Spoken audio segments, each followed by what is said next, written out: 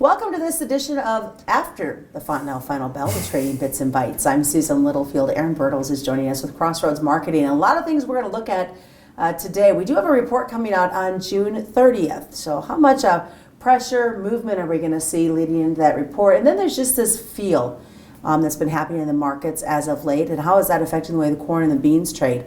But first, Arlan, I want to start with this June 30th report. Yeah. And what can we see? We've got a couple trading days left before this hits. Yeah. What's going to be the feel for it? It's a very big report in my mind every year. It's one of the two biggest reports that you see throughout the year. I think this year it has added significance just because of the way last year went, how everybody expected acres and stocks to drop every single report we had, and it just never did. So it has some added significance, but I also think the funds are showing you right now what their feel is about it. I mean, we're continuing to sell. We're not getting out of any short positions. We're holding right around that 300,000 mark short on corn. And, you know, they just have a lot of confidence. I think they're doing some things to protect them in case something crazy happens here, but I would not have expected them to be this comfortable walking into this report being as short as they are during this time of year. But that just goes to show you how confident they are with the carryout, with the way the weather is, and this stuff not changing drastically. Does it make you nervous, though, that there's a little bit of extra confidence going on with this report? It should always make you a little nervous. It should make them a little nervous. But again, everything that they've done so far as you know, being short has been the right thing to do. They may not have made money for quite a while there because the market wasn't really going down, but it certainly hasn't gone up either. So they've just kind of built their confidence along the way, and they can do things to protect themselves, like buy calls and stuff like that against their short positions, and calls are really cheap right now because of the market kind of staying in the same spot this whole time. The other feel is how corn and beans are reacting to each other right now. Yeah, beans have taken a totally different turn to this. While the price isn't very good, the funds are not short beans, right? They're long beans, and you've had the biggest discrepancy between corn and bean fund length and shortness that we've seen. So, and the beans are it makes sense. They're in a totally different place than what corn is. You're looking at a 3 billion bushel carryout on corn, whereas with beans, you're looking at somewhere around 400 million, which can change drastically if demand picks up this fall or if we lose a bushel, right, on bean. I mean, you're talking somewhere around 100 and some million bushels that would come off if you lose 1 bushel on this crop.